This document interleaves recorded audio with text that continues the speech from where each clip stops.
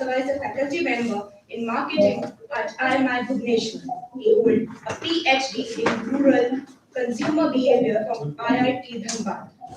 He has held more than 25 years of industry and academic experience. Apart from teaching and research, he has been involved with conducting management development program in customer relation management, sales management, customer centricity, business relation from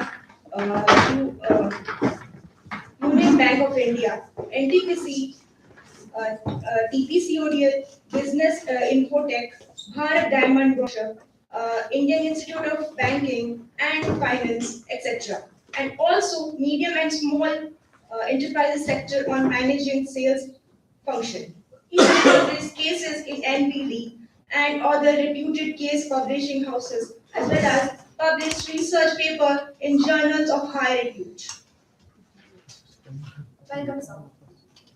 As part of this technical session, we will also be identifying the best paper and presentation based on quality of research, clarity of analysis, originality of idea, and effectiveness of presentation. This recognition is initiated by appreciate scholarly rigor and meaningful contribution to the theme of the session. Delegates will be allotted a total of 15 minutes for their presentations. An initial reminder will be given at an 8-minute mark, followed by a final call at a 10-minute mark, and then 5 minutes will be given for Q&A session. So first, I would like to call Mr. Subrata Kumar Das from Fakir Mohan University, and he will be presenting on strategic human capital and organizational sustainability, a case of project Kushal at Industrial Energy Limited. So please. Thank you.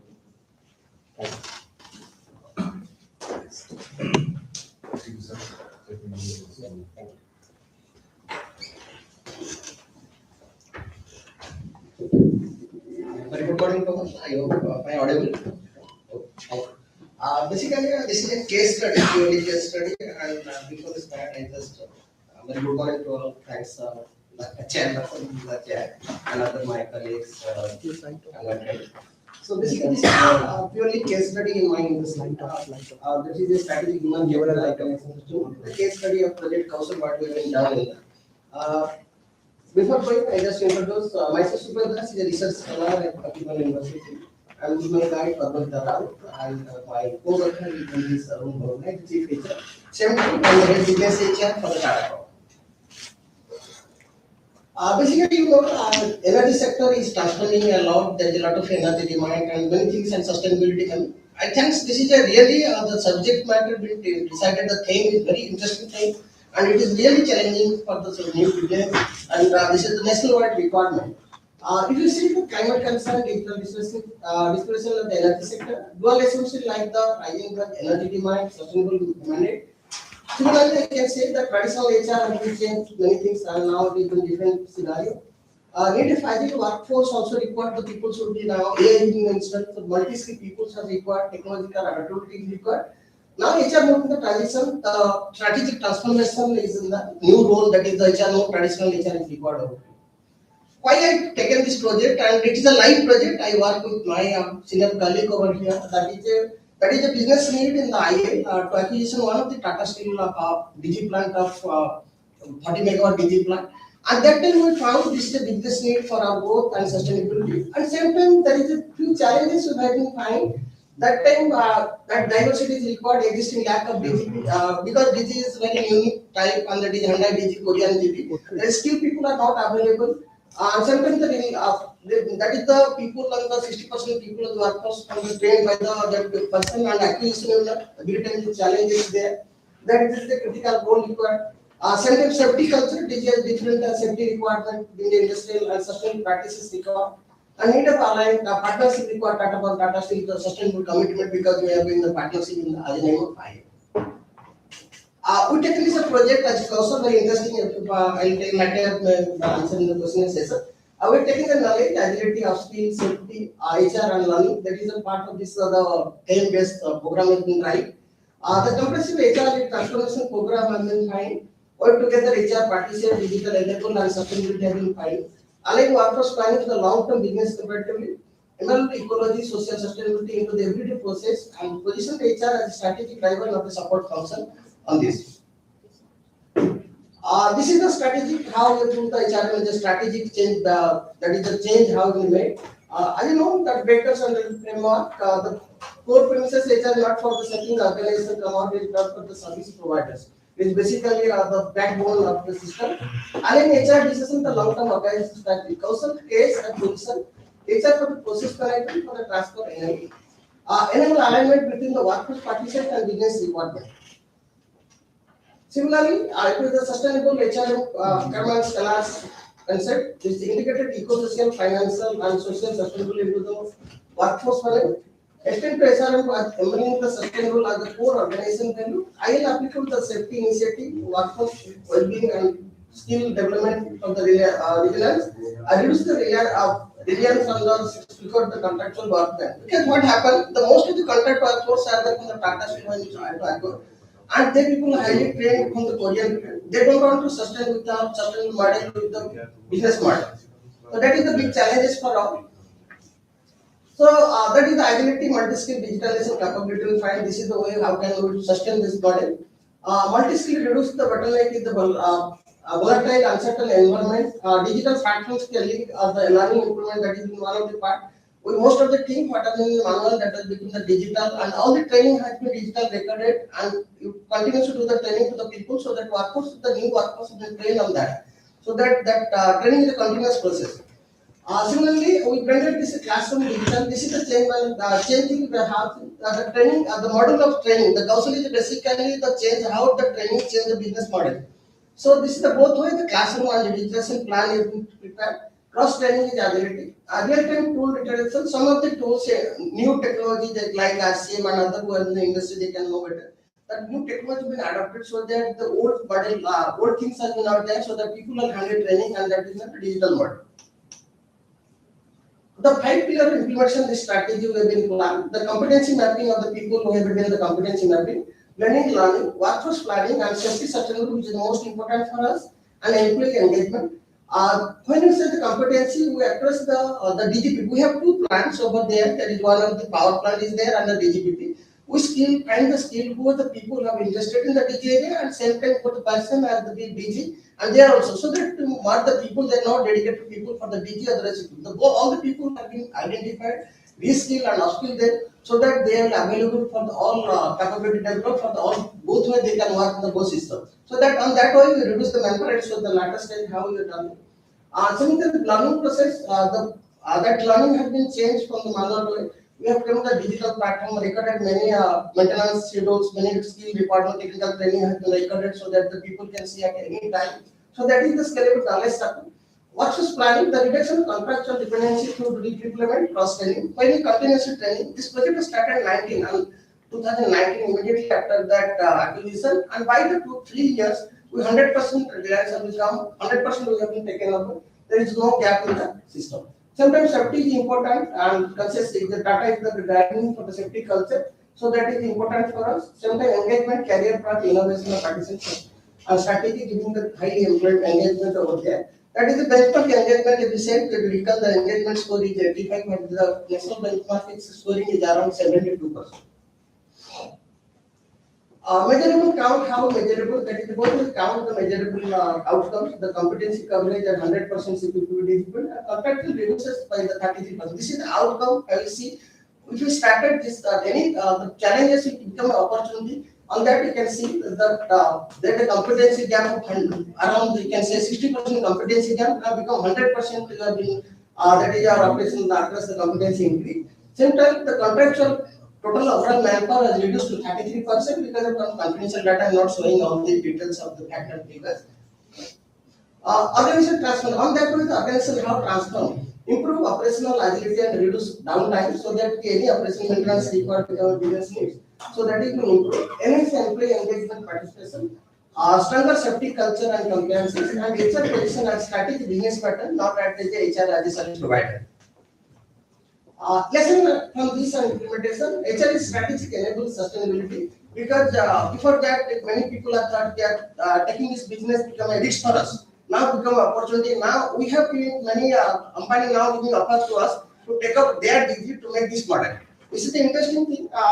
The digital tool, that training model has been prepared so nicely, and we archive in that system that people, the newcomers, that any employee or worker, there is a different platform for there, the employee level and worker. They have been trained self-training model. Only that is the refresher class is required. Otherwise, anybody coming inside the day of joining, a day he can go through the training models. After qualifying, he will joining the platform. So that is his own interest that I am capable enough to handle this situation. Centralized workforce strategy, that is I told that merging the both CPP DPP, so that centralized workforce there to attend all time with the requirement business needs. Multi-skill drives organization activity so that the people have skill their own interest on that. Repeatable energy and infrastructure sectors. The research, that is the last part, the methodology research, because we have done it and thereafter as a research scholar I done research thereafter. So that is the approach I would do that research on the same platform. Data, we have taken the data from the HR documents in our own platform, competency records and the workforce data, the leadership percentages. And conclusion, we have taken employee feedback and worker feedback and training records in the self comparison. And analysis would do to the SRX analysis workforce agility and sustainable design framework, strategic and agriculture methodology and research design. Both by the qualitative and quantitative research, the 100% the qualitative outcomes come over here have been told in the last slide of 100% competitive coverage and 30% contractual dependency has been reduced. And same time the people for workforce is become the parallel workforce trained for both plants as a CPP and BGPP. And the qualitative one, improve the agility, enhance engagement, strong safety culture and HR strategic partner. The implication of practical lessons, the strategic centralization, digital capability links, multi-skill agility and replicability. So basically we say the HR must be centralized in the business. If being HR professional, I not say HR only, but anybody in any business, you see this business challenge, make it opportunity so that organization will sustain value and recall you that is the need of the organization. Digitalization now when AI is taking over, so that the most of the thing now we are doing a project on this that is AI based training, so that people when they repeated any that is fault finding, the system will give the alternative solutions for that, so that people have own agility. Yes, if I not doing that, I will take the help. Although it is not 100% because it's the learning machine learning process, but we have taken a new platform so that people can get the earlier the people expert peoples, the people have the expert in this area, they are doing the giving the lectures, giving the training. Now the system has developed. If you give any type of fault finding, they will give the suggestions. If you are finding this is not alternative probability is there. Now with the learning stream, it will definitely assure that next 4 to 5 years this learning pattern will be different. So that no expert people are there, they are to take over the experts people's the knowledge. Multi-skilling, agility, cross training, flexibility. Definitely the people, expert people are there. They always the doing the mentor. They can remove the experts. So they are doing the training of replicability framework across the energy and infrastructure. We have taken the same infrastructure that is replicability in all other business area. So that is sharing with our knowledge within our organization. The conclusion strategy in part, the key achievement is I will perform the dependency professional engagement, multiple skill workforce from the safety sustainability, strategic value, digitalization integration, HR sustainability and sustainability. Future research, there is no end of research, so that I request if anybody is interested on the similar topics or not, I will be happy to assist him. At the same time, I will be happy to someone can help me on this aspect. Core insight, definitely strategic human capital is sustainable competitive advantage. This is the theme of this conference, and I find this is really I think so once again to IM team. So this is the theme very nicely, and recently this year I find that the best theme in that. Because everything has been covered, that is the strategy, sustainable technology, environment, everything is there. Only innovation is mentioned, I think, and it is another part of innovation is there, network. So that is all about it. I am happy in case any question is there, anything I will be happy. I open the forum for questions from the participants. Online participants can also ask questions in case if anybody is present.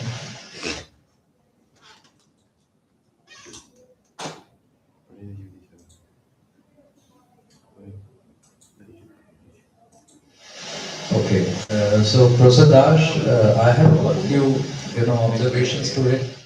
Well, one thing is that one thing which is appreciable that this is essentially working along with the industry. So that is something which is really good and a good attempt basically to find out a problem and fix it. But I wanted some clarification more than the inputs. What was the issue that Tata faced essentially because of which you picked up this work? Yes. What happens initially, we have established, before I say in the background of the industry, Industrial Energy Limited, one of the JV of Tata Steel and Tata Power. Basically, at the Tata Power, the largest scale of 76% and Tata Steel of 20%.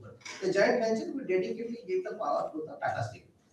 Tata Steel initially said for the emergency power, they have taken a DG, established a DG, but later stage they found they have not expertise and they have did a mistake. I not say mistake, that is a wrong decision that they have taken the DG should be given to business who are doing the Tata Power businesses.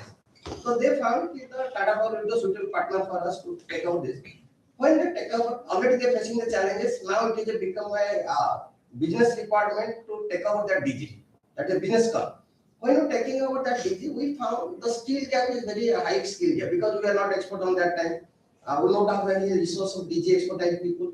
The workforce that being already deployed, they are the most of the trained workforce from the Korea, and their operating. Their operating cost is very high. That's why they want to give the Tata Power, so to bring down their operating cost. And it is opportunity for us to get a new business taking as a challenge. So that is the basic challenges. We have to take this business, and the challenge is the cost reduction, manpower reduction, and challenges is that there is no skill resources available on that system. So, if cost reduction was an objective or seamless, kind of integration of the DG business into Tata Power business was the objective, then why this sustainability thing come in place here? Taking this business sustainability at DG is running the DG and sustainable both parts sustainability is sustainable not on the part of only environment, sustainable as a business also. Both ways, sustainability as a business requirement and Tata Power always building the sustainability businesses and environment sustainability also required so that there is a climate sustainability also required on that. So sustainability has got many goals by SDG. So which all goals have you considered in this? I mean, there are 13 goals, I suppose, 13 or 16 goals. Yes, so reduction is only environment carbon footprint, reducing the carbon footprint. This is the DG is made for the only the emergency requirement. Although we are giving the CPP power, so that already that the clean green power is there. So this DG will be reliability is there only when that the grid failure on any emergency. So that the which SDG did you consider in this particular case? Carbon footprint. Carbon footprint was the only one. Carbon footprint okay. Only one, that is to reduce the carbon footprint. So that the startup of DG and startup DG will be reduced when you have the reliability. Have you followed any competitive businesses who are following the similar path? No competitive because this is a purely it is CPP based dedicated power supply. So that there is no competitor over there. Production and then distribution. This is basically dedicated power to Tata Steel. There that is the BH gas, what is the gases need as a biogases. We are taking it as a fuel and convert to the generate power and delivering. Let me understand in simpler word.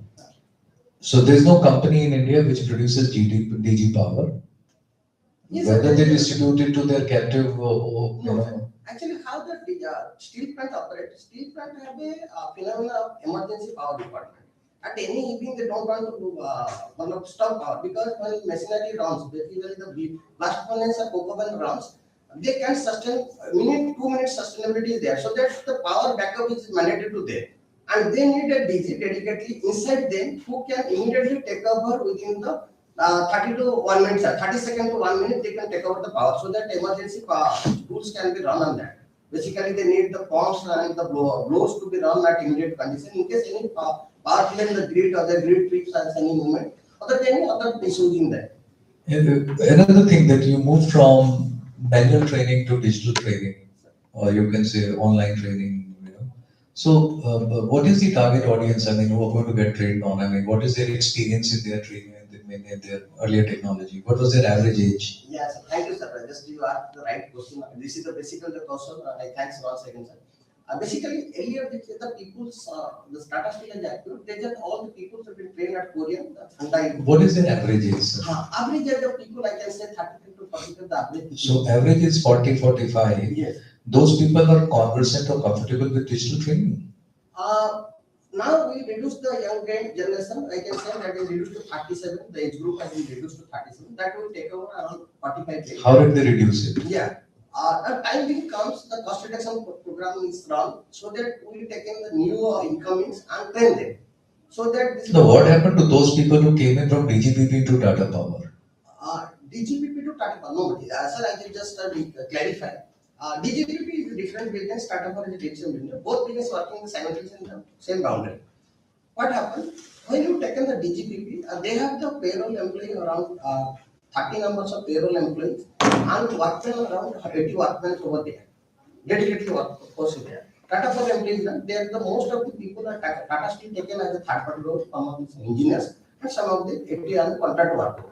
When you observe, we don't observe the Tata Steel employees because they all have the contract workforce team. Now we have to bring our own employees, officers, engineers over there and workforce to redesign the workforce also. So what happened? The time of taking, so only the people, few expert people are taking the initiative. Is it a research? Is it case study? Is it case study based research? Case study based research. Case study based research. Yes. Fine. All right. Okay. Thank you. Thank you so much. Yes, Anil, please.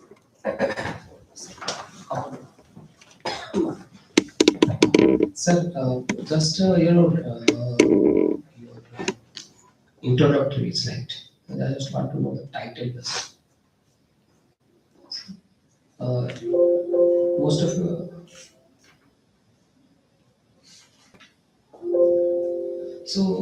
suppose see there are generally we used to have cases, two type of cases. One type of cases can be discussed in classroom cases, theory based cases. So in that case, what theory or maybe in which class or maybe where exactly you would like to have your case to be discussed? Area, in which area, what theory? When we teach theories, sometimes we teach theories by referring cases. Okay, so it is HR. It would be discussed in HR, or maybe it would be discussed in strategic management. This is HR, HR.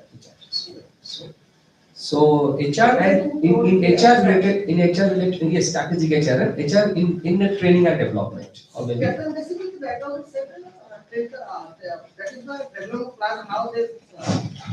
okay. So what theory you have extended? It's Already shown in the last slide also. The vacancy framework. framework. Okay, that's okay. Thank you, sir. And other is the other framework is the framework and Salas framework is there. And these are basically the frameworks discussed across all the schools, or there are very specific framework for particular industry. No, basically this is already in childhood. This is the case study based research. So that that is our need. Based on that, we prepare a case. That is already been implemented and the research work is done parallel with that. This is the pillar. You will ask the right question. This is the pillar. What is the strategic pillars? There are two things are there. The HR part is identified what is practice and the strategic pillars which are because if you say in the Tata group, I will say the certain safety and sustainability is the top priority than the competitive competency gap. Because we need the because of HR, this is my competency gap is more important. Thank you, sir. Thank you. Very good. Thank you. Thank you, sir. Thank you. Next one. Thank you, sir.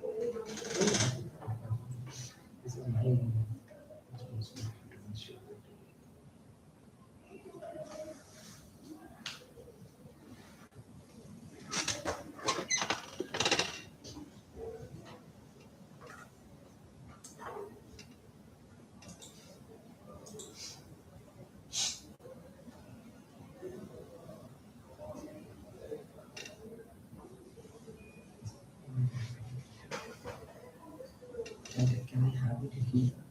So we have to transfer.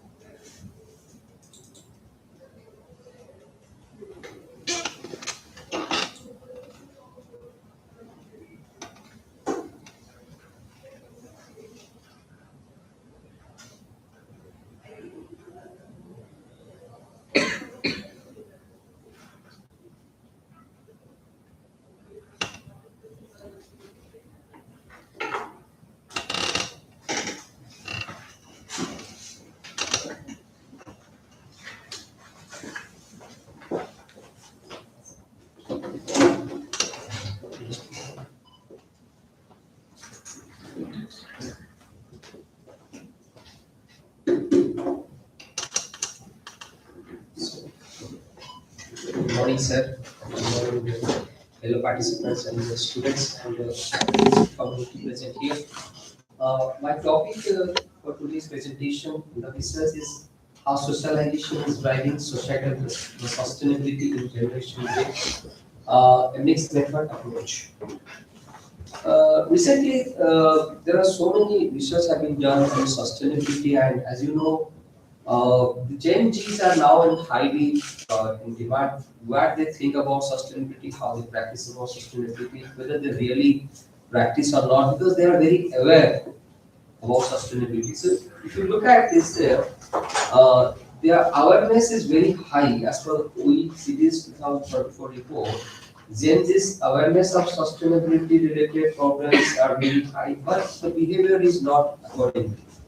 So Gen Z expresses concern about climate change. On contrary, they have followed fast fashion. Their fast plastic dependency has also increased. So question is here, there is a significant gap in Gen Z's sustainable knowledge, difference and sustainability practices. So this particular research will be highlighting on this part. So if I look at the sustainability, they have three important pillars as per the EVA 2015 program, because they have a role to play up to 2030. That goal is in the there. So environment, societal, and economic dimensions are there. This is the basically the triple bottom line approach. I will be discussing my entire research will be focusing on the people aspect and the social aspect. So whatever we discuss, it will be on societal sustainability side. So these are the sustainability development goals are actually my target, that is SDG 1, 3, 4, 5, 10. So poverty, health, well-being, quality education, gender equality, and reducing inequality, and even 16 that peace, justice, and strong. So societal sustainability is equally important for discussion, as recently before that it has also been discussed. And social sustainability is not widely discussed, even it has measured out to influence our lives. Considering that literature review has been done and Generation J has been considered and their socialization process has also been considered. So one thing I want to highlight, because there is a less time to present, this is very important slide, that there is a gap between the attitude and behavior of sustainability practice. Looking at this, this is called, as per the Chitters and Nicholson's 2023, they have identified there is a value action gap between sustainability behaviors. There is a poorly connected Gen Z, you can say Generation Z, which sustainability programs are sponsored by both government and corporates. Even the programs were sponsored by government and corporates, they are least connected with these kind of programs. That means there is a gap between their attitude and behavior. We call it value action gap. You can also say that this value action gap is as per the of Winsfield and the Zen Prosper 2025 recent paper. They have affirmed that the behavioral intention is behavioral intention means the prior knowledge and personal impact that is basically affecting as a moderator of attitude and behavior. So the influence of prior knowledge and personal impact affect attitude and sustainable behavior, that I will be discussing here as socialization. So theories support, there are so many theories which support that the action and behavior aspects. So I will not discuss these theories, but they are support. And these theories have been discussed in many other platforms also. So why Gen Z is considered? This is very important because 32% world population, as per the only 6 years old report by Bloomberg, this is basically Gen Z today. So it's a 1/3 population of the world. If they are not thinking positively, if they are not transforming the sustainable values to action, there is a big problem. And as for I think Gen Z has also strong awareness about social inequality and social justice, but at the same time it is not been transformed. So research questions are that how far Gen Z socialization materializes in sustainable practices, how do socialization agents set Gen Z sustainability behavior, do prevailing socialization support or undermine societal sustainability. Objective of this research is to measure the sustainability attitude and behavior among Gen Z, to identify the role of key socialization agents, mostly socialization, and to evaluate the role of sustainability programs participation and challenges in practicing societal sustainability. This is a conceptual model, and this is how I come to this conceptual model. I have also done the qualitative research, that's why a mixed method approach has been considered here. Attitude towards, it's not working. So, attitudes towards sustainability and societal sustainability behavior. That's the behavior, that's attitude and behavior theory.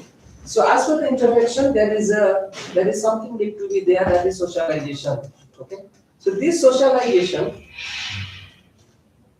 context, what we have identified after the qualitative study, that it is not happening, that it is not affecting directly. There are possibility that sustainability programs are there participation, or the programs with Gen Zs are participating, and even they are not participating, so there are some challenges and constraints they are considering. So this is a positive side. After socialization, positive side is that they are being able to participate, they are participating. Negative side in the sense that they feel that there is a challenge for sustainable practices, or there are some constraints for that. So these are the different hypotheses we frame. Hypothesis one, attitude towards sustainability is related to is affecting socialization to societal sustainable behavior. And accordingly, there are other hypotheses 3, 4, and 5 and 6 that we consider.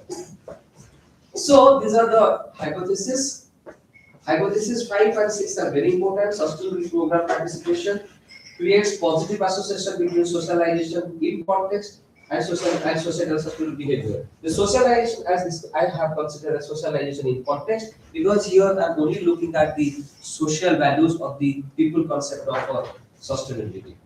So the methodology, Gen Z's response have been considered, and initially the qualitative study, we have taken their responses and transcripts and coding and grammar theory has been applied.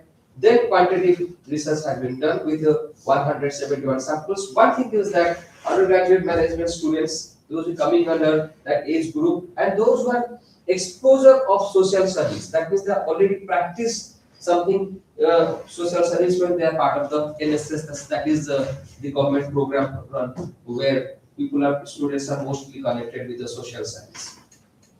So data collection, qualitative research, these 3 important questions were asked, and after this, I could able to identify that these things were asked. What is the biggest barrier you face in practicing sustainability? What are the changes should government and corporate bring in promoting sustainability among citizens? This is related to agents of sustainability. And last, the opinion how citizens are connecting to values of society to support sustainability. So then quantitative research survey method, respondents were collected from Google Form, 198 responses collected, 171 found to be complete, and data collection, the data analysis has been done with smart layers. So these are the variables are considered: attitude to sustainability, socialization in context, that is the socialization, then sustainability program participation, challenges and constraints for sustainability, and societal sustainability behavior. Some of the references are there, but most of the things have been corrected as the qualitative study has supported us. So data analysis, this is the measurement model result. All these items have been properly loaded. Product alpha is 0.7 and above. Composite liability is also under the specification, and average variance expected is also as per the requirement of this. Validity I have taken for I like validity based. This is perfect. Then this is the model. But one thing, yes. After that, let me. These are an interpretation part. These are the two hypotheses have been rejected: the socialization in context and sustainable societal sustainability behavior is been rejected directly. But if you look at attitude and attitude towards sustainability and our sustainability, socializing in social context is accepted, and the constraints part, constraints and challenges were there, that is rejected. So if you look at this diagram here, attitude and behavior, that is attitude towards sustainability and social sustainable behavior is accepted, but when it comes to attitude towards societal sustainability, socialization in context to societal sustainable behavior, it is with rejected. This is a major problem. So interpretation is that the socialization process is affecting societal sustainable behavior in Gen Z, but socialization process is positively impacting societal sustainability behavior when the generation is practicing in societal sustainability. That means when they are practicing, then maybe it is coming correct, and there is a restriction. Is it? But when the constraints are coming, the societal sustainable behavior is not accepted. Is it being rejected? So what is the interpretation? So policy for the policy implication part, the socialization process for societal sustainable behavior is revised. The agents of socialization need to be assessed for better transmission of social values. Education and awareness programs need to be conducted for managing challenges and constraints of social sustainability. Generation Z must be part of frequent programs that practically solve the social problems. New policy must be implemented for a better social sustainability index. So this is something I am suggesting. And the limitations of this research means Gen Z is a different, very difficult cohort, because 32% means you can imagine there are so many strata might be there. Student sample has limitations depending on their involvement and motivation to be part of the research, and most of them are they might not be directly related with this. Convenience sampling challenges that is there, and the future research can be done. Study can be extended to corporates and non-government organizations when Gen Zs are working and they follow different social identity. This social identity is the corporate identity. This study can further include role of social reformers and social organizations to understand socialization process. And social sustainability has been the least research area in Gen Z, so the research has chances to explore other dimensions of sustainability challenges for Gen Z. This is my research. I leave the floor open for participants to ask a question if they have. I have one question. Yeah. As mentioned, used mixed method. Yes. So, what is the result of qualitative study? That qualitative research giving me this type. This is the qualitative research giving me these two things. Like the codes, how we generated codes or themes. So basically, first open coding, then exam coding. In open coding, the responses have been collected from students. They have asked these three questions. These three questions were asked. These questions are asked. Any deviations happen from the Yes, their qualitative? definitions are there. There are many. Their answers are also not. I'm giving one. I'm showing one code. Mostly, they have said that they have understood the process, but they have not been part of this practices, because there is these points. I'll show you. That's okay. I just want. This sustainability program participation challenges. Participated government social programs, they have participated. They have participated youth sensitized programs. They have been involved in programs about. So it was more of interview or It's not interview. In the class, you ask these three questions and give them time to write, and they write, and then the transcripts have been collected and after that coded. What exactly they are telling in one time, that will be coded. And I've done that. Okay. Based on that, because see, once I do the study of attitude and behavior, if I don't keep anything in between, then there is a problem, and that in between had to be very extensively studied. Correct. Okay, that in between, in a sense, socialization is there. When we have attitude towards sustainability, and socialization process is happening every day in the society, and the agents are the socialization agents are basically here. Government is one agent, university, friends, family, and media. I have considered these 5 agents. They are happening. So when they are affecting, then we need before going to behavior, we are having here these 2 another interventions are coming. One, they are either participating in a program or they are simply keeping themselves away from that program, considering it's a challenge for them, or there are some constraints like too expensive to attend these programs are too expensive, sustainable programs are too expensive, the sustainable programs options are also not accessible, that the financial position is not supporting them to practice that. Then society even also giving more importance to consumption, not sustainability. And last, they feel discouraged to find others not following. That's why they don't want to follow. So these 2 things I found in my qualitative study. Otherwise, a simple model from attitude to behavior. So these 2, and surprisingly, when they are involved with this program, then social sustainable behavior is perfect. Otherwise, it's not. At the same time, the attitude to socialization to social sustainable behavior is not coming as a good relationship. It's not coming. Surprising, not coming. That means we know that there are so many sustainable practices need to be done, and we know about sustainability, but we are not identifying them in our behavior. Okay, sir, I've got quick 5-6 observations, and I would like a very, very brief answer for the positive time. First, is there any formal definition of societal sustainability given by any author previously? And if it is has it been included anywhere? Who has defined it and you have taken it as it is? So, social sustainability and societal sustainability, 2 different concepts. Yeah, so I want to know the one that you have used in your That's why, research. so this societal sustainability, one definition I have taken here, and what is the difference between societal sustainability and social sustainability means societal sustainability is a comprehensive approach to it. No, I'm just wanting, okay, so Albany and Ripson in 2025 have given this definition, which talks only about social cohesion, equity, and cultural values, right? These 3. When you decided these 3 specific questions, was there any background study done to identify these 3 questions for your qualitative research? The background research is that the motivation part I have written that even if they are highly aware of sustainability programs, why they are not practicing. Okay, let's look at the question now.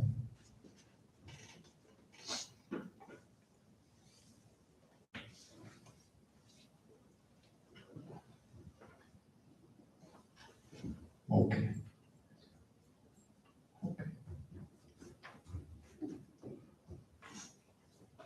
Could you go back to the same slide again, please?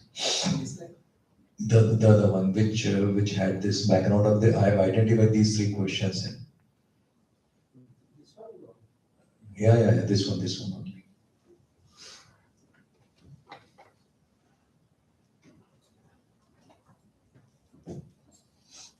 Where is this societal sustainability talked about social value, cohesion, and equity, and right? And here, yeah, cohesion, equity, and cultural values, right? Okay, and when you talk about those other things, it is talking about ecology and other things. But overall, if I look at these 3 dimensions of. No, I understand. You're taking social one. Yes. Okay, but is there any work that you've included which is essentially talking about the social aspect of it instead of having the ecology involved here? No.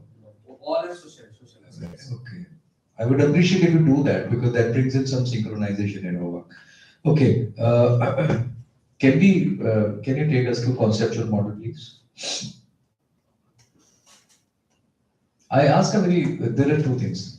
Can we reverse this relationship also? Attitude towards sustainability leading to socialization in context. That has been done. Can be led by also? Many researchers have also gone for the attitude to behavior, or sorry, knowledge attitude to behavior.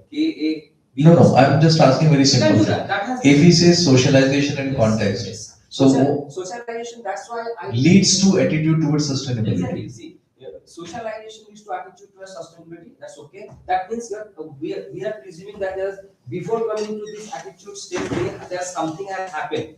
That's why they come to this. Right. But point is that when that has happened, it's okay. But when it But comes is that not socialization in context? It is socialization context in a sense. Context in a sense here. They're formally going to a socialization process when they are in colleges, university, or they are in with their friends, or they're in social media. But before that, they also know about it. That's the point. Yes, this is the major issue in this diagram. But I have proved. I have this logic here. Which one? This one.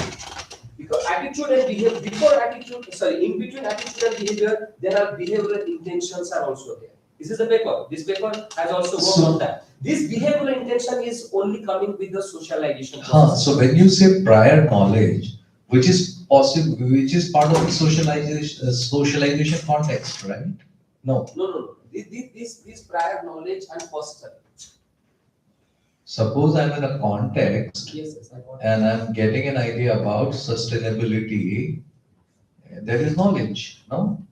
Sir, yes, you are absolutely correct. But attitude and behavior, if you look at attitude and behavior, within attitude and behavior, there is a gap, and that gap is basically this behavioral intention.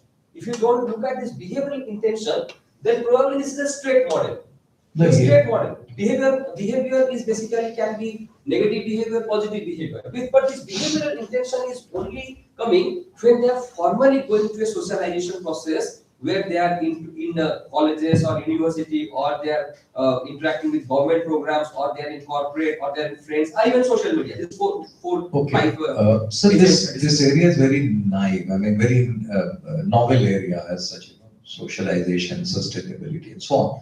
So, what was the sample size from whom you collected this? 191. After that, I have. No, I'm not talking about that. I'm talking about qualitative. Qualitative research, 93 plus. 93 students. So, what is the number that you can safely say that I reached the theoretical saturation? It's even by after collecting 60 plus, I could able to reach to that point because they all were similar. Because the problem was. So, what was that particular number on which you could say that now there is nothing like novel coming up? 60 plus it took. 60 plus it took. 60 plus, but because 60 plus, because there are many students that couldn't even respond properly. What exactly? That's okay. We removed them. That's why I could. Even they were not coming to my research, but they were part of my sample.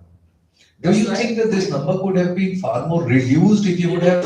Obviously, this could be 30 also. That means relevant students were 30 plus because you get 5 or 6. Sir, let me complete my question. No. What is my point? Sir, you are asking that this number for collecting samples for qualitative research would have been 15, 20 also. No, it's not like that. See, sampling is not specified in qualitative. You start off the moment, yeah. So that's exactly what you've done because from there you've come up with this question. So I'm asking that from 30, was it not over by 9 or 8, 10 sample? Absolutely correct. Let me clarify what was my problem because the moment I give this question to all the students in my class, then whether 30 or 15 students were actually correct, by default I collected. Because I agree to one of our participants here who said that did you ask interview questions? So you said no, I handed over this thing to him. Because in that case, then it was my problemness that where exactly I'm getting the saturation, but I'm not. And can you also suggest some papers or some research that can help you ground your interpretations or results, so to say? I mean, your interpretation side or conclusion side, can you just bring it down? If you could just suggest few papers or add few papers here. These are some of my observations saying that it would help you to strengthen or robust your work, you know. So suppose if you're saying this, is there any work which is either contradicting or substantiating this particular viewpoint that you have come up as interpretation of your results? And what is the logic behind it? If you are able to add to that, probably The that would be. surprising part is that socialization process is not properly understood in this context. No, I understand. That's See, even whatever my- be your output, my question is, sir, is there any earlier research which reinforces this output or contradicts this output? And the research, the No, it's okay, it is not there, sir. this one, this research reforms. So what is it contradicting your view? Or is it supporting your view? It's Or finding? contradicting my view. Contradicting. So if it is contradicting, what is the logic behind this contradiction that has come out in your sample? Probably this sample is a much. This is a Western. This research has been conducted outside India, where Oh, that is- socialization is very simple process. In India, socialization is a complicated process. Here, their agents are socialization is basically done with the agents. The agents are very clear and agents are very few. But in India, we are our socialization process is happening with much complicated and more diverse agents. That's the problem. Probably. See, sometimes universities say something, practice something. I will tell you something. The reason is that students have also written that when university is telling that we should practice sustainability, university campus has not stopped and they have not banned plastics. Dr. Monty, we just want to be, as precise as possible. It's very simple, sir. If there is any historical paper that contradicts or supports your finding, Then I have to. then you essentially have to mention, and two, you also have to justify as to why it is contradicting. So what is so different in our context, and that context has to be logical. Exactly. I mean, that explanation. That, Because that brings in the whole lot of otherwise, it robustness in won't be your. accepted as a paper globally. It won't be accepted because what you are pointing out is absolutely correct. I have to look at those sites also. Here, Yeah, probably those things I have to please. implement again. I have to see again, and even this value action gap, I have to be very careful Yeah. about. Please. Yeah. Thank you so much. Thank you, sir. Thank you for your comments.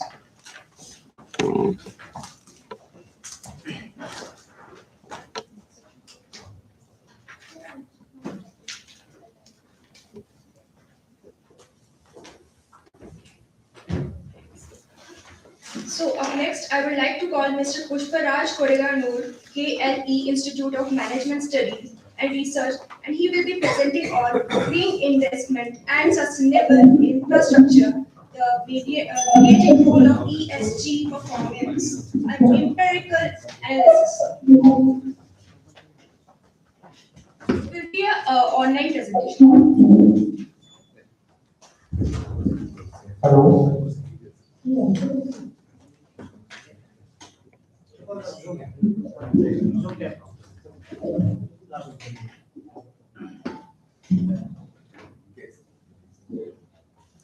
Professor Pushparaj, we would request you to please switch on your video. And actually in the background you have a window because of which it's very bright. Window and yeah. Sir, you are presenting or we are going to show you the slides? Yeah. Can you hear and hear us? Not very clear.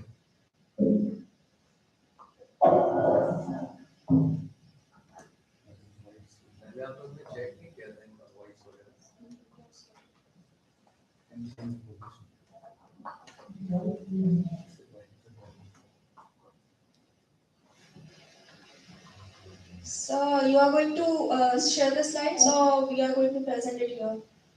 You have shared the slides to people. You can share it. So your voice is not clear.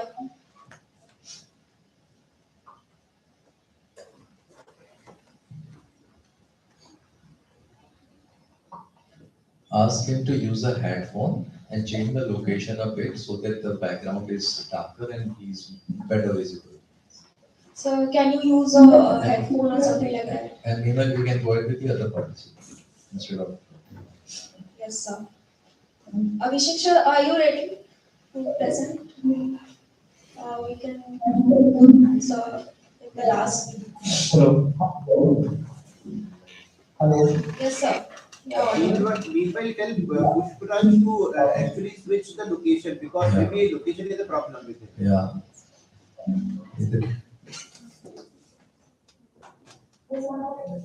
Professor Pushparaj, we request you to change your location to please use headphone if possible because your voice is echoing here. It's not coming up very clear.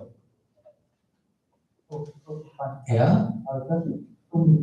Yeah. Meanwhile, you can tell him to start. And meanwhile, we would take the other participant and you can follow up right after that. Okay?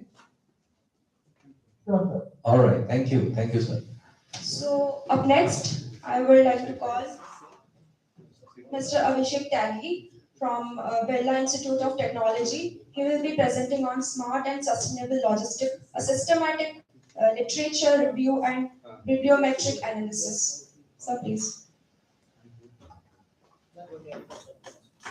Hello. Sir, can you switch on your camera, sir?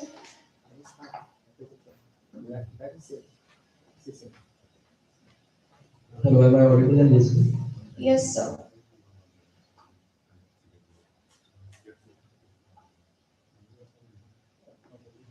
Okay. Yes, my screen visible. Yes, sir, it's visible. Sir, make it a full. Yes, sir.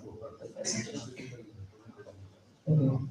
So good morning, respected session chairs, professors, and fellow researchers. My name is Abhishek Tyagi, and I am a PhD scholar at BIT myself. So today I will be presenting the systematic literature review and bibliometric analysis on smart and sustainable logistics. So this study intentionally is designed as a theoretical literature review, and it is not an empirical survey-based or a modeling study. So the value of this work lies in integrating the pragmatic research in smart and sustainable logistics, mapping the existing theoretical and methodological approaches.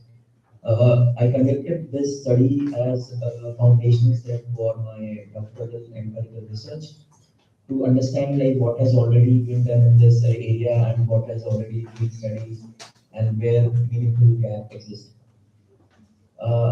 So traditionally, so logistic systems were optimized for efficiency and efficiency and stable and predictable operating conditions. However, the repeated global disruptions, the pandemic, the volatile environment, the rise of e-commerce, urbanizations, so they have exposed some limitations in these systems, the traditional logistic systems. Now, in response to these disruptions, organizations increasingly adopted digital technologies like AI, IoT, data, AIML, and RPA, and other stuffs. The objective was to improve the visibility, to improve coordination and operational responsiveness. At the same time, sustainability pressures intensified due to environmental concerns, United Nations SDG goals, and some regulatory expectations across the globe.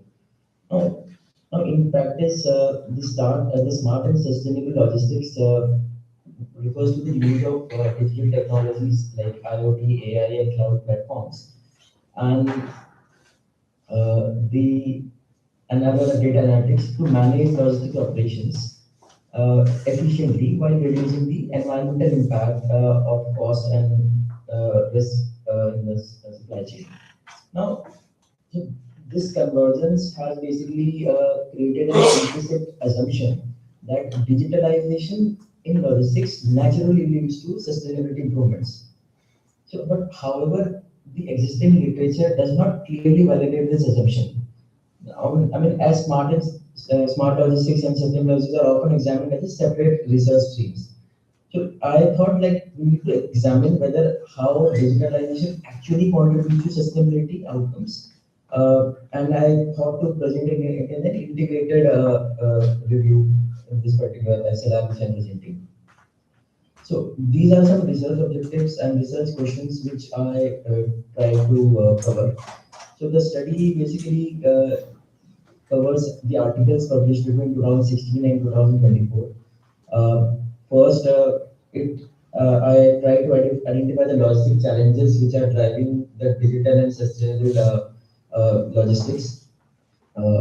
Then the research examines the technologies which are there. Then the barriers which are there, which are barriers the companies are facing in adoption of those digital technologies. And then how the logistic digitalization actually aligns with the UN SDG goals, and the theories and methodological approaches which the previous researchers have basically covered. And then in the last, I tried to conclude with this emerging themes and future research gaps, which the researchers can do, make use of those conclusions and do their empirical research in future. So this is basically the methodology and the data, how I concluded on my data set. So basically, I use the Prisma framework to guide for the identification, screening, and selection of the studies.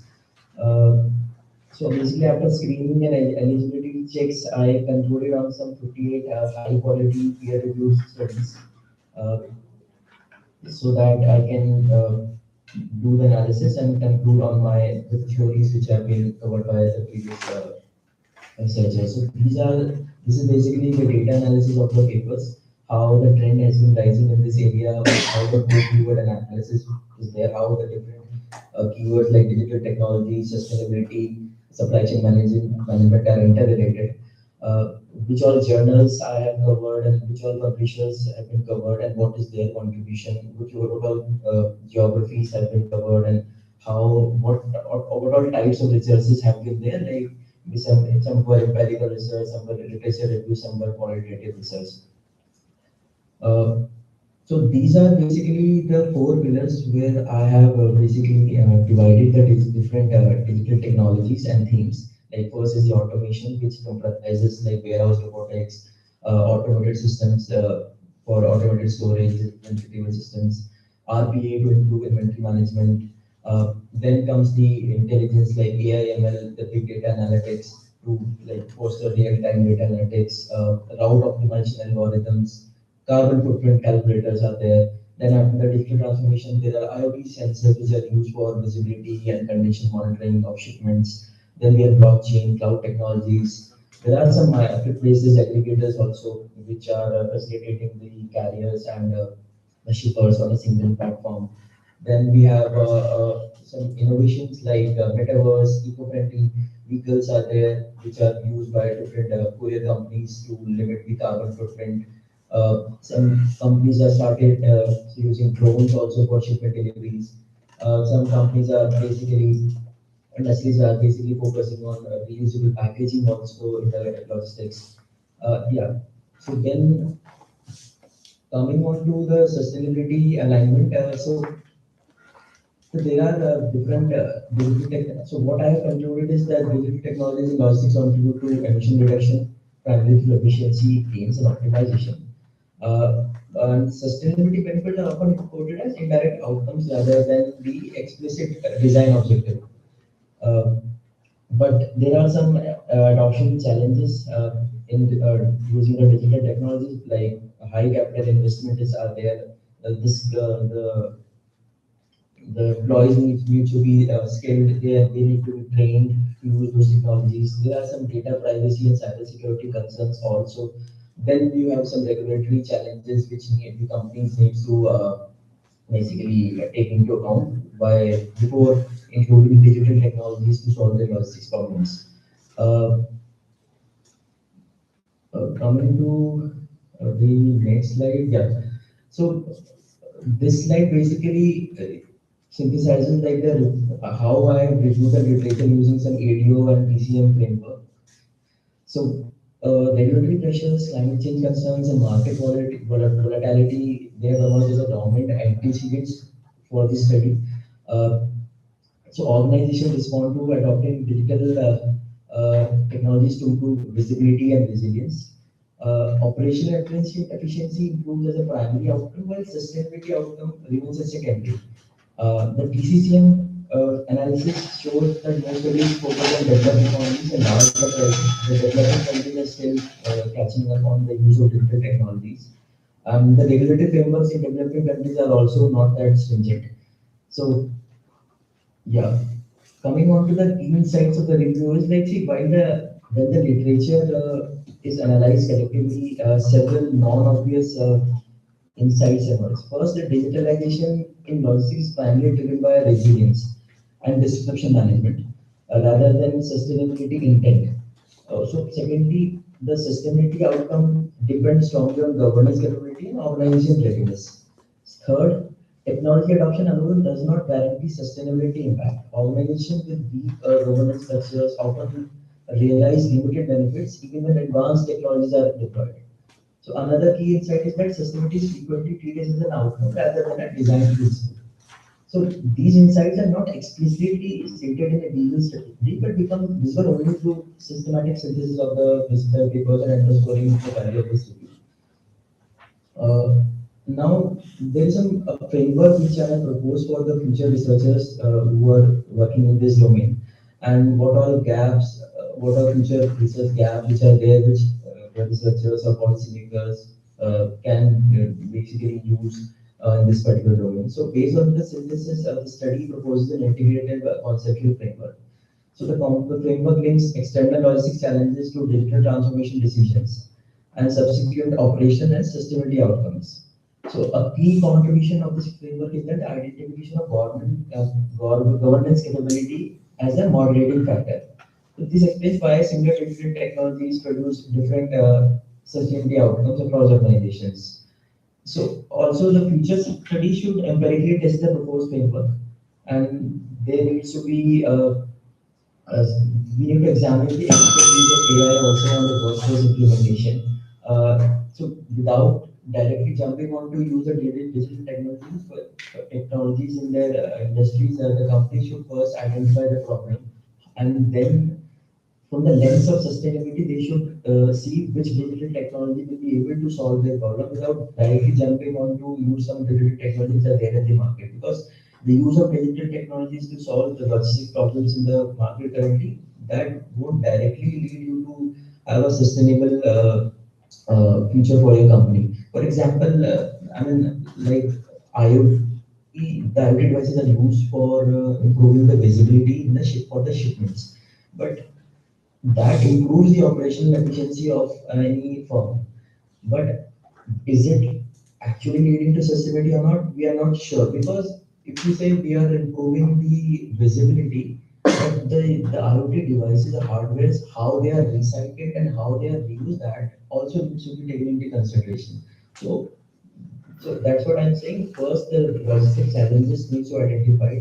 Then, from the lens of sustainability, we need to identify the technology solutions which are there in the market, which will actually solve the problem. So this was a theoretical study.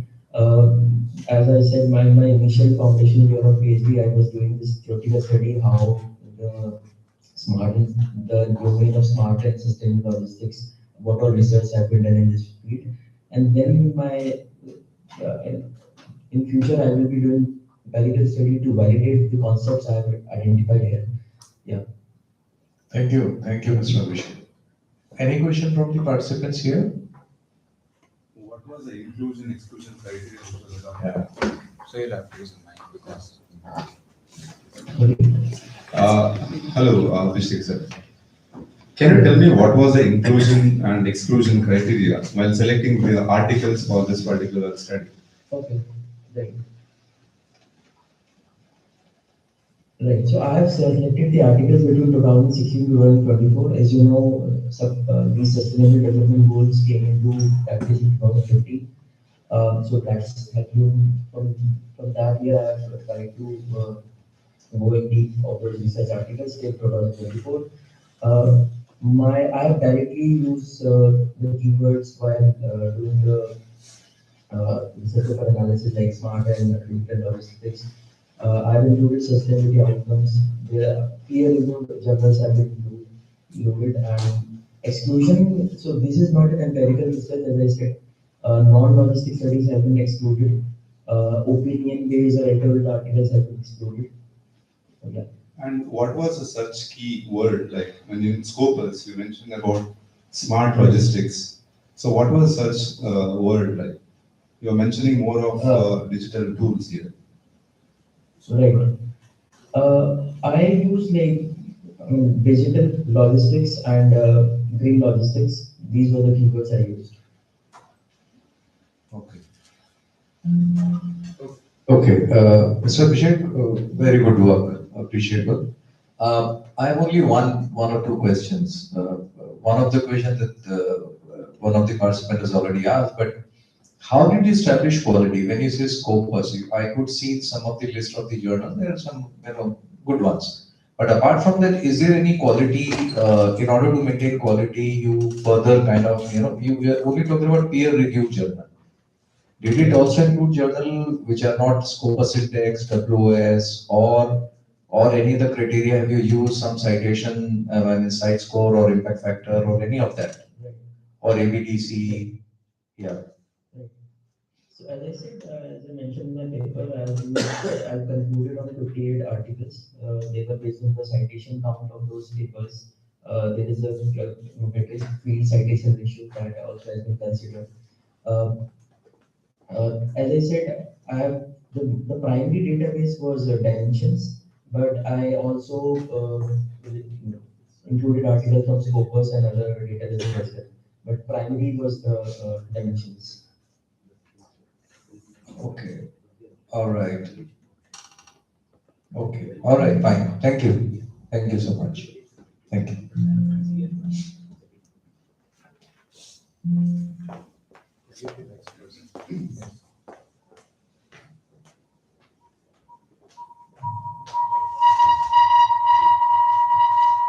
I would like to call Mr. Professor Raghavendra Nayak, Manipal Academy of Higher Education. He will be presenting on sustainable entrepreneur practices among MSME, perspectives from the emerging economy of Asia.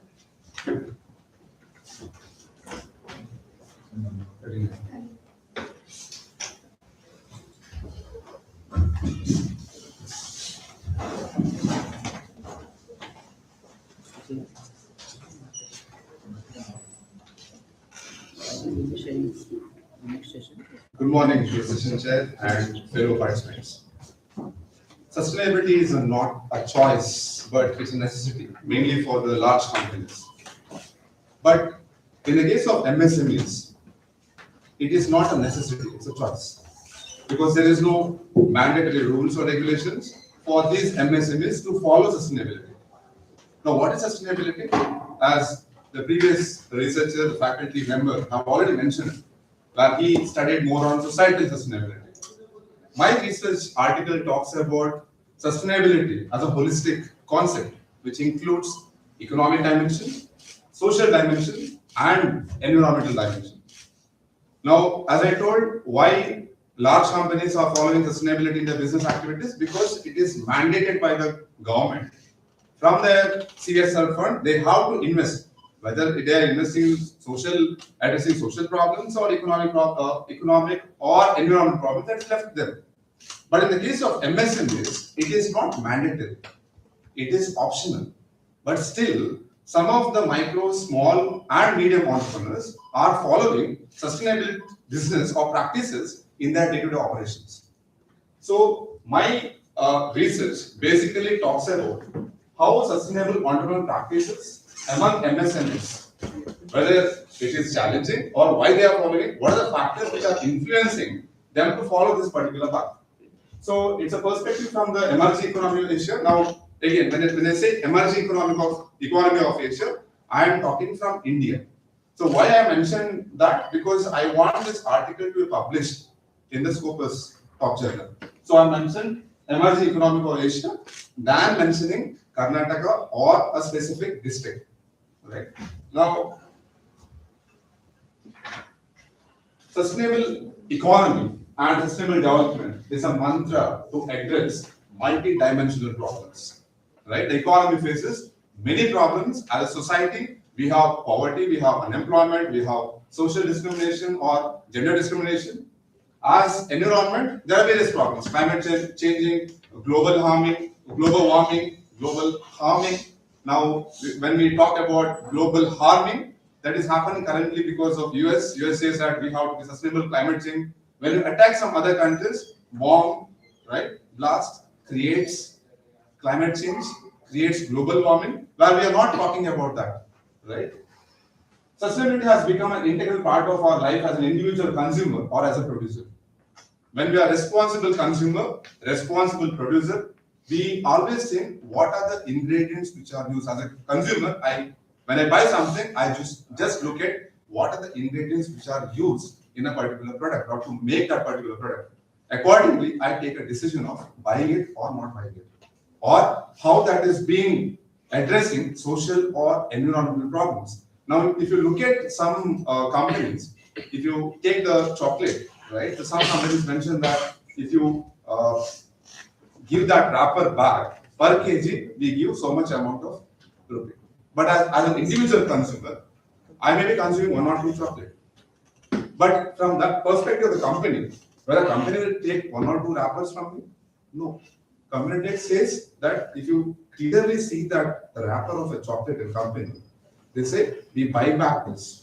We buy back this plastics. And the cost is like you'll get 15 rupees per kg.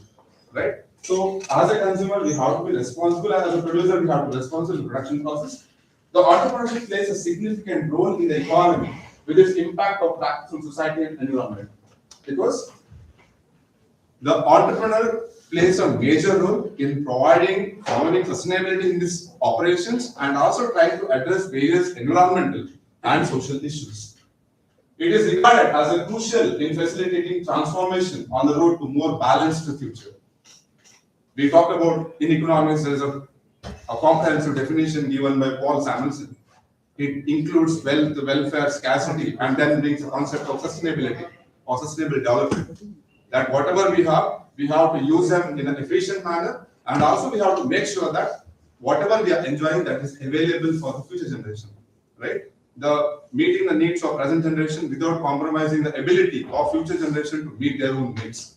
That has been told them. Or if you talk about Indian history or mythology or religion or culture, it talks about Mother Nature, right? We always, I have visited a few places in Odisha, right? Bhubaneswar and Puri. The tribal area, they worship the god, the nature as a god. Why that has concept come into picture? Because it is imbibed. Culture has given.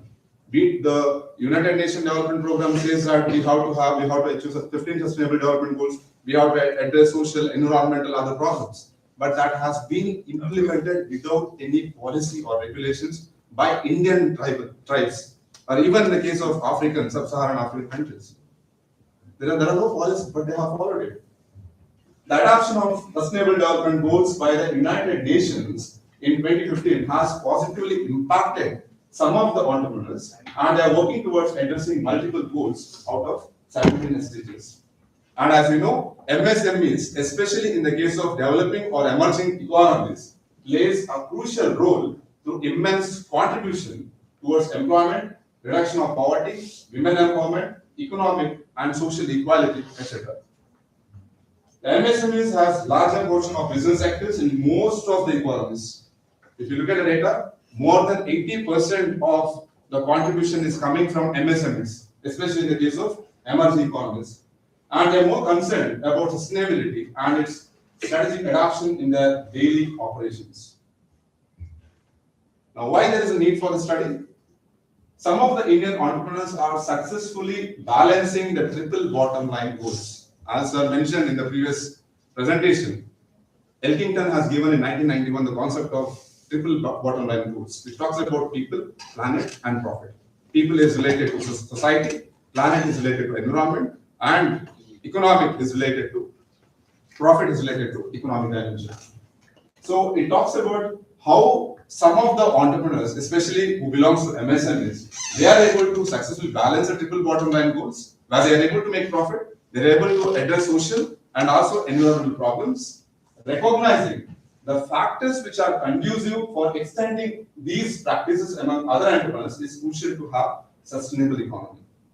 Now, when you understand why these some entrepreneurs are following sustainability in their business, that helps us to gain more data or information, and that information can be used so that others will also follow that particular path.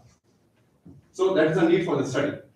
Problem statement: despite the awareness created on benefits of sustainable business practices among MSMEs, only few are integrating triple bottom line goals in their enterprises. Crucial gap exists in understanding key attributes and contextual factors differentiating the entrepreneurs who balance triple bottom line goals with those who do not.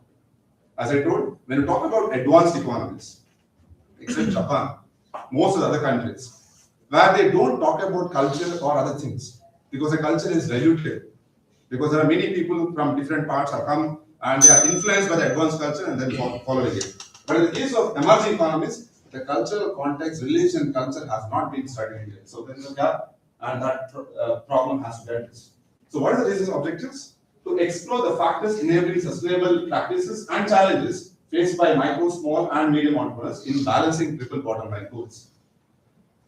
Methodology, qualitative approach has been used. Sampling 12 owners of sustainability practicing MSMEs. Purposive sampling has been used because I found out these are the people who are following sustainability business. I visited the firm initially, understood what are the practices they are following, and based on their consent, I have selected 12 sustainable entrepreneurship. Coastal districts of Karnataka, especially the Udupi and Mangalore districts, because Udupi and Mangalore have contributed significantly towards different areas in terms of hospital, in terms of banking sector, in terms of education, in terms of hotel industries. Data collection, semi-structured interview method, in-depth interview was conducted, ranging between 20 minimum to 55 minutes per participants.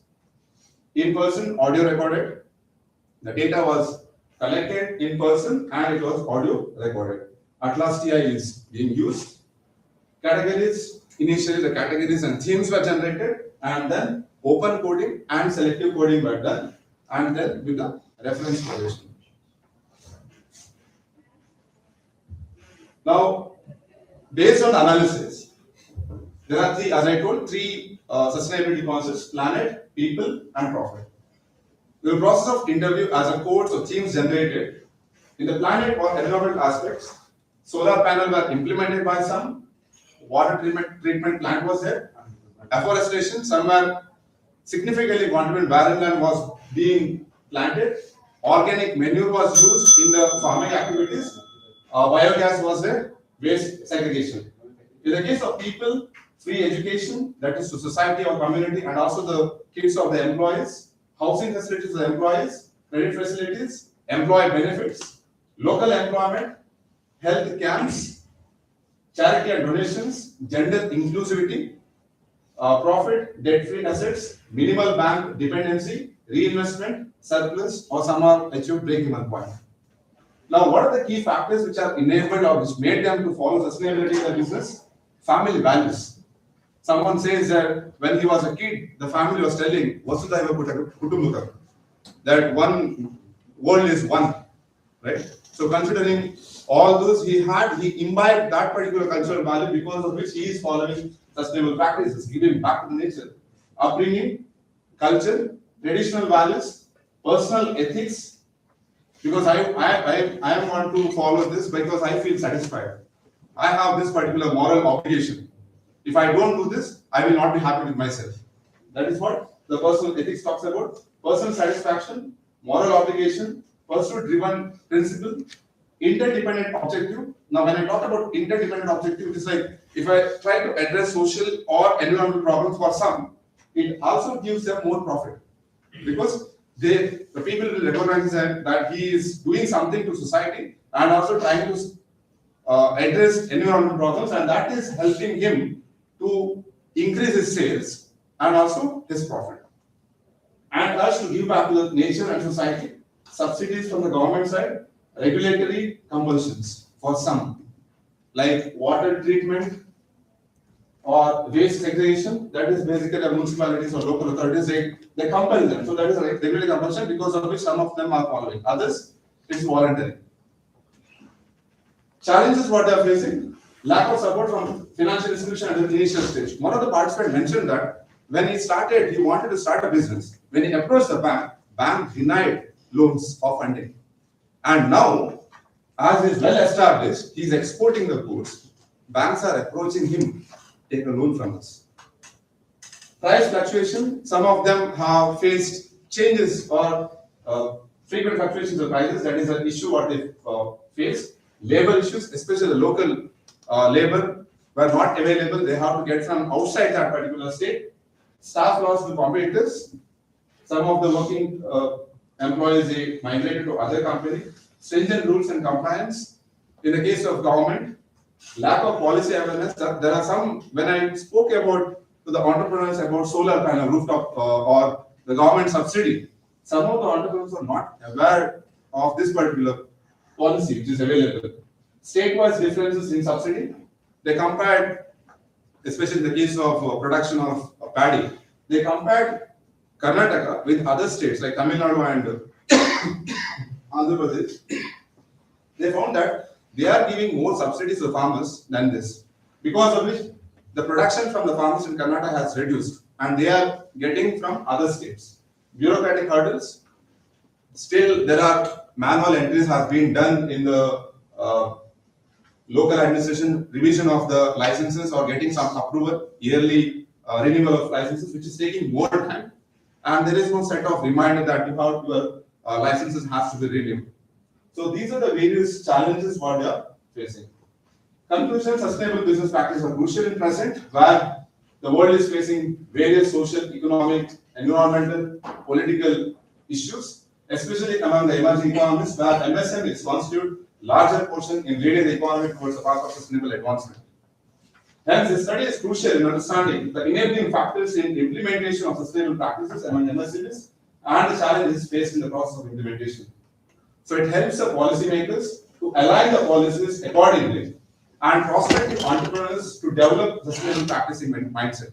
The study can also help the institutions to, especially in the case of a child, when I was a small kid, I will learn more things. What I learned at that initial stage will be there for throughout my life. Professor Nayak, I would request you to please close it. Yeah. So with this, I conclude. Maybe this study can be replicated in other emerging economies, and then we can compare cultural differences or any other factors or any other themes will emerge, and also quantitative study can be conducted to get more information. Any questions from the participants? Anyone? Okay. I have a couple of questions, and one is that what was your inclusion criteria here? Because you have also included farmers here. So what was your inclusion exclusion criteria? Yeah, I selected only those farmers purposely, those who are following environmental things like those who have biogas or renewable source of energy or waste segregation, recycling mechanisms or methods in their plant. They are also contributing to society in terms of donations or charity or providing free education. So what is your view if you would have included those farmers who are not practicing this? Would have given you another interesting perspective to why? Yeah, that can be the next step, why they are not following. Okay. So then because you have included that the challenges or the impediments. Yes. Second is your inclusion criteria had any of the criteria such as if the registration has to be there, or the turnover has to be this much, or the number of employees have to be this much, or the product is exportable, not exportable, local market, interstate market, national market, international market. कोई ऐसा कोई criteria आपने inclusion के लिए किया था या? नहीं, वो नहीं किया था. वो just I had an interview based on that. वो themes emerged. So there is no criteria as to how did you identify those entrepreneurs? Criteria is only those. I visited the few of the where I felt that these are the people who are following sustainability in their business. Absolutely on the basis of convenience. Yeah. Then I though you mentioned purpose, but it was more of convenience rather than specifically purpose. Okay. And do you see that the output that you have come out with or your study has come out with is going to be different when you compare it? Because if you go back to the result side, could you just take a slide to the result one piece? Yeah, here. On the right side, you see family values, upbringing culture, traditional, personal ethics, personal satisfaction, moral obligation, pursuit driven by principles. These are more rampant and prevalent in the South India as a society, I believe, right? More God-fearing. Yeah. do you think that the similar value, I mean, I understand this is not a very apt question, but do you see a comparison between South India as compared to North India would be a different or interesting output you would get? Most of the themes may emerge because still I believe, now as I told No, I'm talking about if you compare it with Northern India. You see, the Northern Indian entrepreneurs would also indicate these things. Yeah, they will indicate, obviously, because family-driven values will be there. But I'm not telling that all these may emerge, but most of them will come out of it. Okay. And some new themes may emerge. Okay, fine. Was there any specific entrepreneur who was North Indian but settled in South in your study? No. Okay, fine. All right, thank you. Thank you. Thank you. Thank you.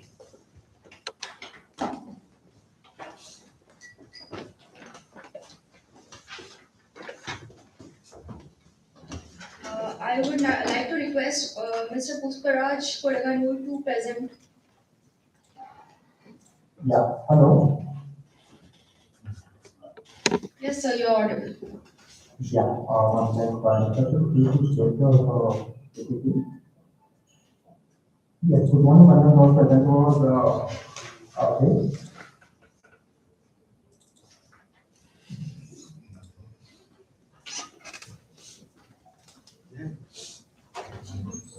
So your GPA number.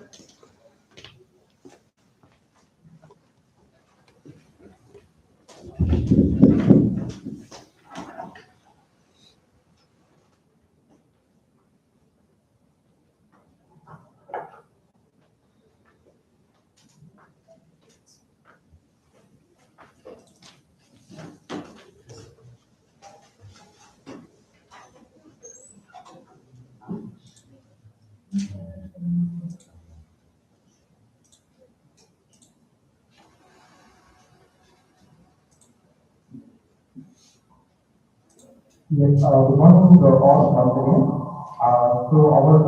I'm Professor Pushparaj from KD from Management University. So I'm with me, my colleague, Professor Sita Mate, and we have Dr. Kalika. So your voice is not really. So let me start the presentation. So your voice is not clearly audible. Ask him to get his mouthpiece closer to his mouth. So can you please put your mouthpiece closer to your mouth? Yeah.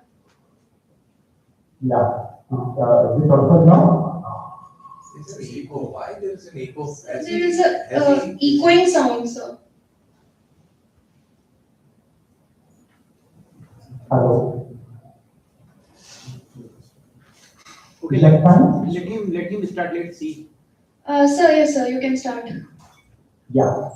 So the topic for the presentation is the influence of investors' behavior on ESG investment and its strategic importance for sustainability, sustainable business and strategy. So let me start with the introduction part of it. So environmental, social, and governance industry has grown rapidly over the past decades. The growing investors in ESG factors reflects the view that environmental, social, and corporate governance issues. So let me start with the framework used by the investors and the organizations to evaluate a company's sustainability, ethical impact, and the long-term performance beyond just financial returns, focusing on factors like carbon footprint, employee treatment, and the broad ethics. Okay, so here what each letter represents. Let me explain you what individual words represent the environmental, strategic, how a company impacts the planet, topic issues like carbon emission, energy use, waste management, pollution, and natural resource conservation. Followed by social, that is a company's relationship with people, including employees, wage, diversity, customer supply, and the communities it operates in. Followed by the governance, how a company run, including leadership, executive pay, job diversity, internal control, stakeholder rights, and the ethical business practices. Let me make you clear like why it matters. So UCC criteria helps assess risk and opportunity, guiding investment towards more responsible and sustainable businesses. As strong ESG performance often correlates with better long-term viability.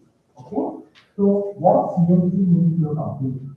In short, let me tell you, It's an environmental, social, and governance of the effect of standards and measuring of business impact on society, the environment, how transparent and affordable it is for. So, followed by, we have a research problem. The research problem is being taken up. Sir, let us know when to change the slides. The purpose of this study is to look how investors' behavior affects environmental, social, and governance investment, and how important they are especially for long-term business plans. The general issue must be taken in the following way. As investors take non-financial aspects into account, more often than making investment decisions, there has been a surge between large rise in interest in ESG investment in recent years. It is unknown, therefore, how much investors' behavior affects the uptake and performance of ESG investment. Businesses looking into to connect their strategy of the sustainable practices must organize the dynamics of investment behavior in the context of ESG investing. So let me say few of our research objectives. The first research objective of the topic is to assess the Sir, you are not audible properly, sir. investors interest in ESG investment, to investigate and how investors Excuse me, sir. adoption assessment of ESG investment, to Sir, investigate how investors will are changed by ESG disclosures. It is nothing but a report that on professor Pushpraj, आपकी आवाज clear नहीं आ रही है sir. Sir आवाज आ रही है but clear नहीं आ रही है। जब आप एकाध शब्द बोलते हैं तो समझ में आता है, लेकिन जब आप लगातार बोलते हैं तो बहुत से शब्द मिस हो जाते हैं। आप ऐसा लग रहा है आप ऐसे कमरे में बैठे जो बहुत बड़ा हॉल है और आप अकेले बैठ के उसमें बात कर रहे हैं, तो इसलिए ना एक अजीब सा ऑलो मतलब एक इको टाइप का आता है आपके पास से। I'm sitting in a small hall, like where it's my cabin. I'm browsing through the desktop. कुछ इशू है, I don't know what, but आवाज, क्योंकि इसके पहले भी एक ऑनलाइन प्रेजेंटेशन हुआ था, the sound was absolutely clear. Actually, sir, like yesterday also we have done a presentation and like the same hall on the floor, desktop we have used for the presentation yesterday also. The presentation yesterday evening. I don't know if What do we do? hello. Yes, sir. Yeah.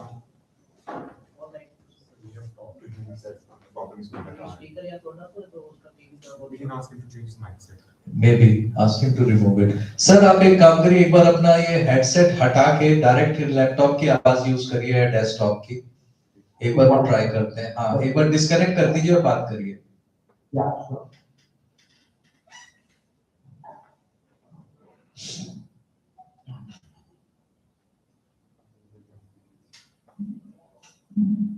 Hello. हाँ बोलिए sir. Sir, can you hear now? हाँ, it's somewhat better. Please continue. Yeah, fine, sir. Let me start with the research objective once again. हाँ। To assess the elements influencing business investors, influencing investors interest in ESG investment, to investigate and how investors' action affects the success of ESG investment, investigate how investors view the shaped by ESG disclosures, that is nothing but ESG performance offering transparency on its performance impact, risk and sustainability efforts to investors to show long-term value and the responsibility to identify the strategic significance of ESG investment for companies and to offer solutions to companies in order to match investors' expectations. So I would like to call my colleague, Professor Sita, to continue the further slide.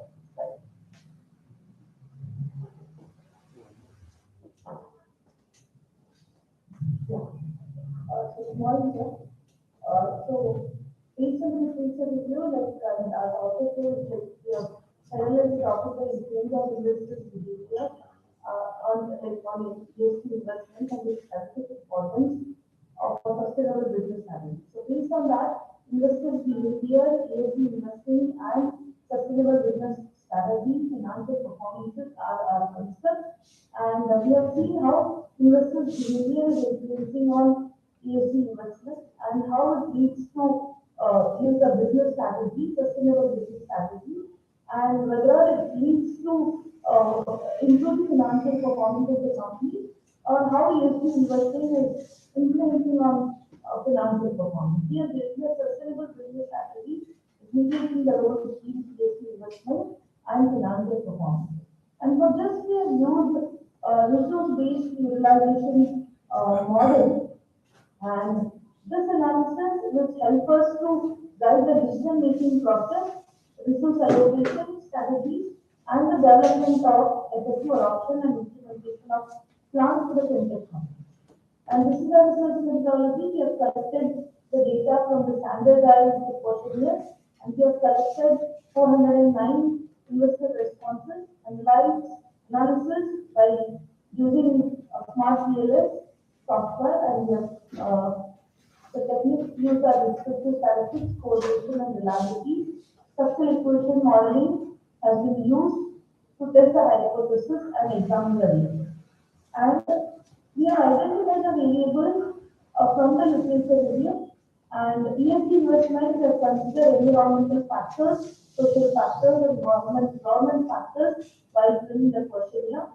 And investors' behavior, we have added the questions on the risk perception, return perception, investment criteria, and ESG awareness, and that is very important. And we have collected the data from those people who have an ESG awareness. Nowadays, all are investing in those companies, like the companies which are probably looking for ESG content.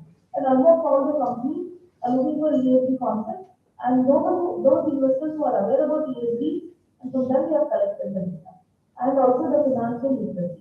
When it comes to financial performance, we have considered return on equity point, like how the investment, what is the return on the investment, business strategy, so like whether the company is facing environmental innovation or social innovation implemented in the organization.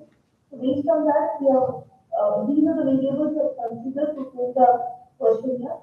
And when we see the connectivity, ESG investment, investor behavior towards ESG investment, there's a strong relationship between these two variables, that is 0.658, and there's a moderate relationship between investors, the ESG investments and the financial performances. So it indicates that investors focusing on ESG factors will indirectly contribute to improved financial outcomes. The next point is investors' behavior towards sustainable business strategy, and there's a strong relationship between these two variables, and it is driven by the certain behavior of the individual and it influences the company to adopt a sustainable business strategy. Sustainable business strategy to financial performances, and this implies that the positive association and the impact of sustainable business strategy on financial performances may be direct or substantial compared to it influences directly compared to other factors. And these are the variables, these are the construct validity and reliability. The majority of the constructs demonstrate high internal consistency, that is format alpha, and there is a good reliability and satisfactory conversion validity when you see all the variables that is within the range. About the threshold. Next.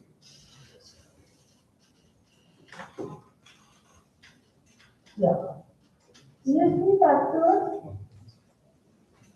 factors are increasingly critical. The findings of my studies are ESG factors are increasingly critical investment decision making, and also ESG is high ESG performances is associated with long-term financial outcomes.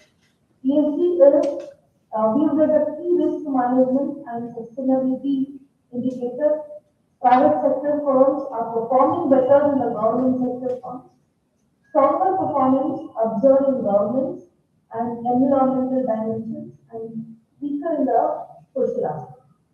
Manufacturing firms are performing better and they are implementing ESG concepts in the manufacturing industry, and for this we have analyzed some of the government data websites which are the companies have adopted or not, and then the statistics. So this is about our presentations for the today. Any question from the participants? Yeah, please.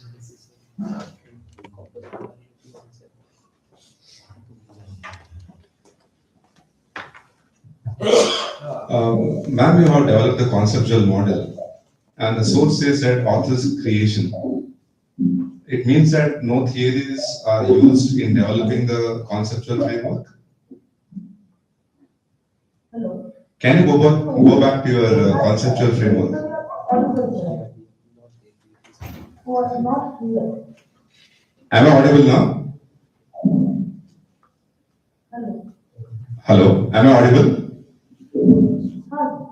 Yeah, the conceptual model, I'm talking about the source, author's own, right? Whether it means that, does it mean that you have not used any theories to build this model?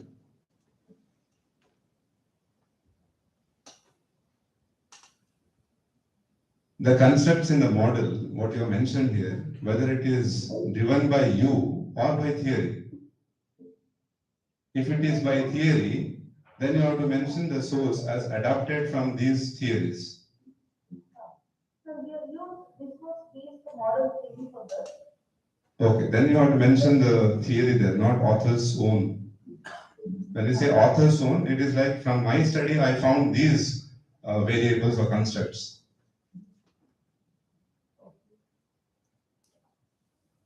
Thank you. Okay, any other question? Okay, all right. Prof, I have a couple of questions to ask. First question is, can you take me to the reliability page? The figure is 1.51. 1.051, sorry.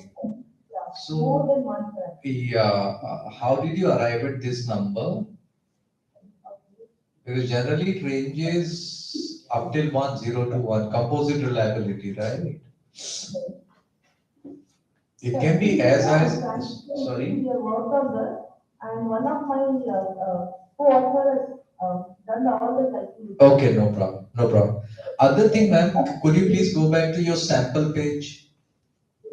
Sample, the people, okay. Who are these 409 investors? So the investors who are aware about ESG concepts and those who are looking for. How did you study? What was your qualification or qualifying criteria for it? What was your qualifying criteria, ma'am?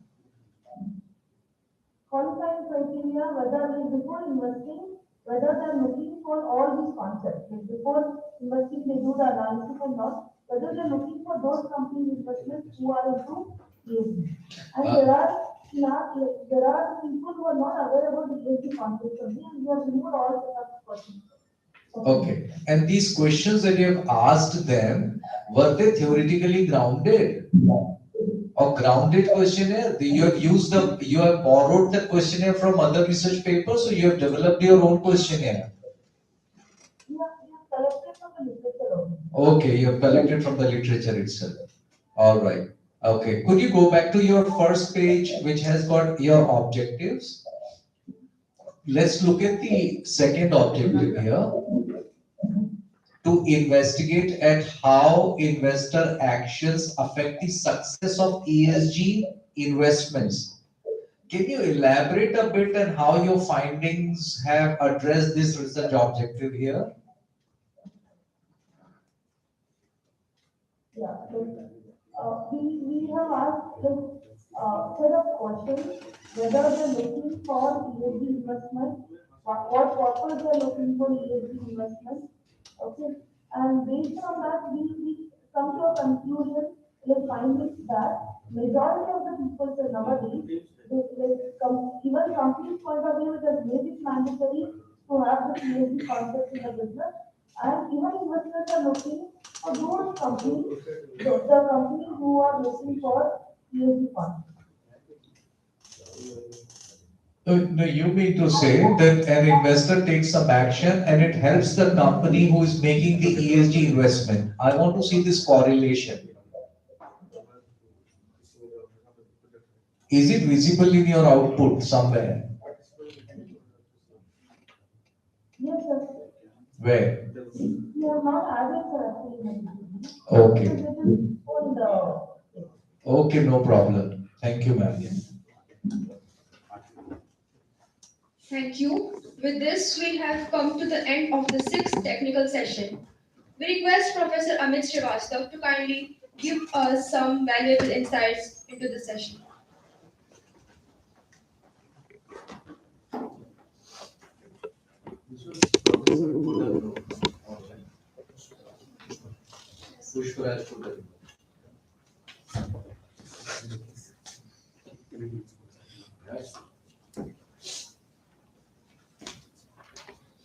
I should have spoken in the beginning that I welcome all the participants on behalf of IMI Bhubaneswar, both online and offline.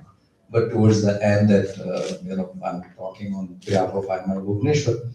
Well, it was good attempt. Case study-based research method presented by Suprata Dash sir, and Raghvin presented very well on adoption of TBL, approach by MSME sector. Then Professor Mohanty talked of sustainability and a couple of presentations that we had online. Most of the presentations, the areas are very interesting and they are new areas. However, there are some methodological maybe improvements that can be taken in.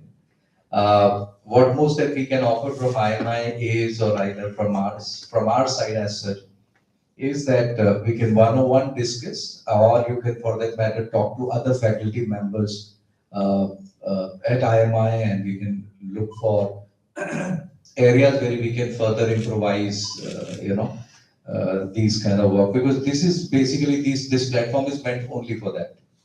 Essentially, it's not about assessing somebody's work. It's basically to be able to contribute in case if the work can come up really very well, right? So with that, there's nothing more to add. We have a simulation workshop right after this. So welcome for that too. Thank you so much. Thank you so much for coming all the way. Thank you. Just wait for 1 minute for the.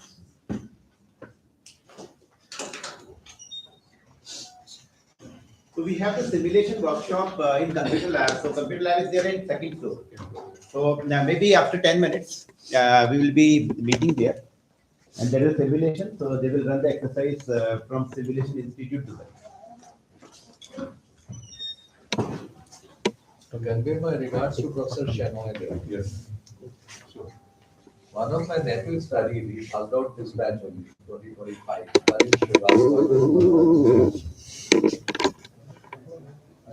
Okay, ready? Just a minute, sir.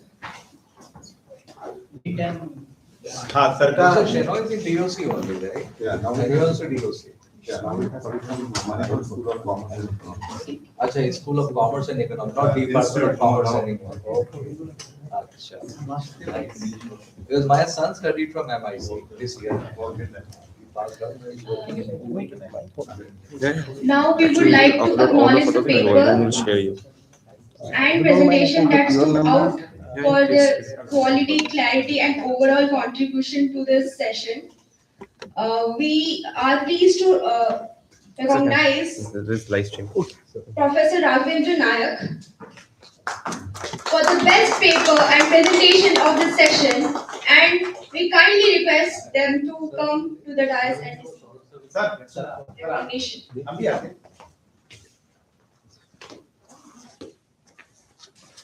So congratulations.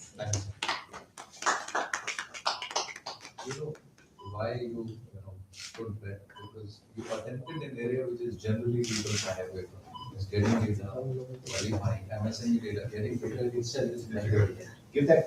So there is one, and your approach was more or less methodologically concerned, barring sound. Thanks.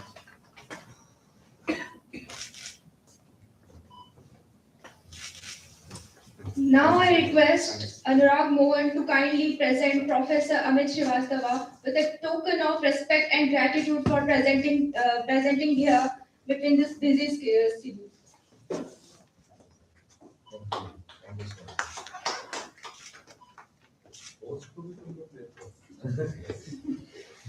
Now I request everyone to present at computer lab on second floor After tea, 10 minutes. after tea for a simulation.